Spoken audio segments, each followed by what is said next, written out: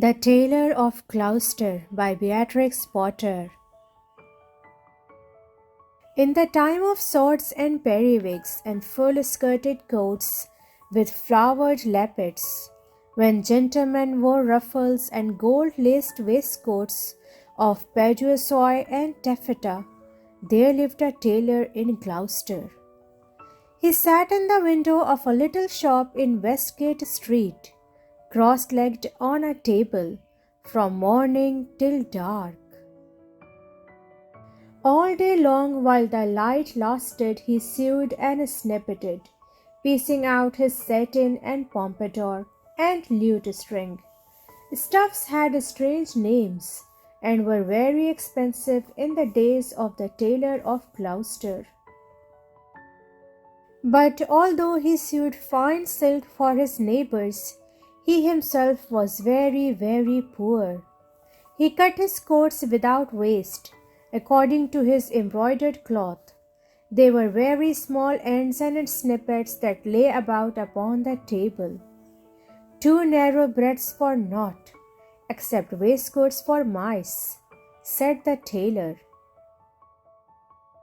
One bitter cold day near Christmas, the tailor began to make a coat of cherry-colored corded silk embroidered with pansies and roses, and a cream-colored satin waistcoat for the Mayor of Gloucester.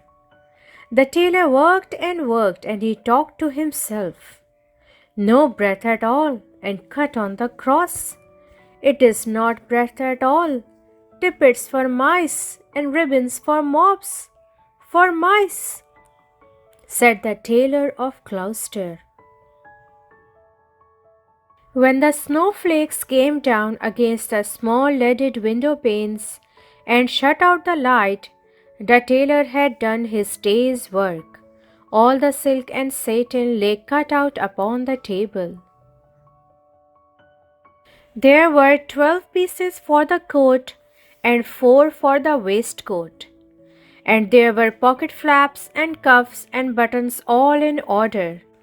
For the lining of the coat there was fine yellow taffeta, and for the buttonholes of the waistcoat there were cherry-colored twist. And everything was ready to sew together in the morning, all measured and sufficient, except that there was wanting just one single skein of cherry-colored twisted silk. The tailor came out of his shop at dark. No one lived there at night but little brown mice, and they ran in and out without any keys. For behind the wooden wainscots of all the old houses in Gloucester, there are little mouse staircases and secret trapdoors, and the mice run from house to house through those long narrow passages. But the tailor came out of his shop and shuffled home through the snow. And although it was not a big house, the tailor was so poor he only rented the kitchen. He lived alone with his cat. It was called Simpkin. "Meow," said the cat when the tailor opened the door. "Meow." The tailor replied, "Simpkin, we shall make our fortune, but I am worn to a ravelling. Take this groat, which is our last 4 pence, and Simpkin, take a china pipkin. Buy a pennyworth of bread, a pennyworth of milk, and a pennyworth of sausages. And oh, Simpkin, with the last penny of our 4 pence, buy me 1 pennyworth of cherry-colored silk. But do not lose the last penny of the 4 pence, Simpkin, or I am undone and worn to a thread paper, for I have no more twist." Then Simpkin again said meow, and took the groat and the pipkin and went out into the dark. The tailor was very tired and beginning to be ill. He sat down by the hearth and talked to himself about that wonderful coat. I shall make my fortune to be cut by us. The Mayor of Gloucester is to be married on Christmas Day in the morning, and he hath ordered a coat and an embroidered waistcoat. Then the tailor started, for suddenly interrupting him from the dresser at the other side of the kitchen came a number of little noises. Tip-tap, tip-tap, tip-tap, tip. Now what can that be? Said the Tailor of Gloucester, jumping up from his chair. The tailor crossed the kitchen and stood quite still beside the dresser, listening and peering through his spectacles. This is very peculiar, said the Tailor of Gloucester, and he lifted up a teacup which was upside down. Out stepped a little live lady mouse and made a curtsy to the tailor. Then she hopped away down off the dresser and under the wainscot. The tailor sat down again by the fire, warming his poor cold hands. But all at once from the dresser there came other little noises. Tip-tap, tip-tap, tip-tap, tip. This is passing extraordinary, said the Tailor of Gloucester, and turned over another teacup which was upside down.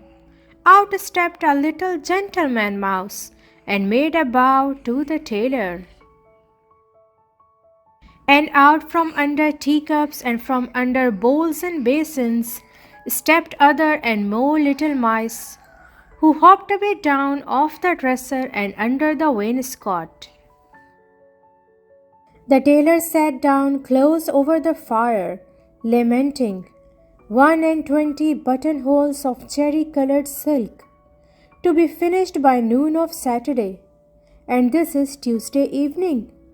Was it right to let loose those mice, undoubtedly the property of Simpkin? Alack, I am undone, for I have no more twist. The little mice came out again and listened to the tailor. They took notice of the pattern of that wonderful coat. They whispered to one another about the taffeta lining and about little mouse tippets. And then suddenly they all ran away together down the passage behind the wainscot, squeaking and calling to one another as they ran from house to house. And not one mouse was left in the tailor's kitchen when Simpkin came back. He set down the pipkin of milk upon the dresser and looked suspiciously at the teacups. He wanted his supper of little fat mouse. Simpkin, said the tailor, where is my twist? But Simpkin hid a little parcel privately in the teapot, and spit and growled at the tailor. And if Simpkin had been able to talk, he would have asked, where is my mouse? Alack, I am undone, said the Tailor of Gloucester, and went sadly to bed. All that night long Simpkin hunted and searched through the kitchen, peeping into cupboards and under the wainscot, and into the teapot where he had hidden that twist, but still he never found a mouse. The poor old tailor was very ill with a fever, tossing and turning in his four-post bed, and still in his dreams he mumbled, "No more twist, no more twist." What should become of the cherry-colored coat? Who should come to sew it when the window was barred and the door was fast locked? Out of doors the market folks went trudging through the snow to buy their geese and turkeys and to bake their Christmas pies. But there would be no dinner for Simpkin and the poor old Tailor of Gloucester. The tailor lay ill for 3 days and nights, and then it was Christmas Eve, and very late at night. And still Simpkin wanted his mice and mewed as he stood beside the four-post bed. But it is in the old story that all the beasts can talk in the night between Christmas Eve and Christmas Day in the morning, though there are very few folk that can hear them or know what it is that they say. When the cathedral clock struck 12, there was an answer, like an echo of the chimes, and Simpkin heard it, and came out of the tailor's door and wandered about in the snow. From all the roofs and gables and old wooden houses in Gloucester came 1,000 merry voices, singing the old Christmas rhymes, all the old songs that ever I heard of, and some that I don't know, like Whittington's bells. Under the wooden eaves the starlings and sparrows sang of Christmas pies. The jackdaws woke up in the cathedral tower, and although it was the middle of the night, the throstles and robins sang, and the air was quite full of little twittering tunes. But it was all rather provoking to poor hungry Simpkin. From the tailor's shop in Westgate came a glow of light, and when Simpkin crept up to peep in at the window, it was full of candles. There was a snippeting of scissors and snappeting of thread, and little mouse voices sang loudly and gaily. 420 tailors went to catch a snail. The best man amongst them durst not touch her tail. She put out her horns like a little kylie cow. Run, tailors, run, or she will have you all even now. Then, without a pause, the little mouse voices went on again. Sieve my lady's oatmeal, grind my lady's flour. Put it in a chestnut, let it stand an hour. Meow, meow, interrupted Simpkin, and he scratched at the door. But the key was under the tailor's pillow. He could not get in. The little mice only laughed and tried another tune.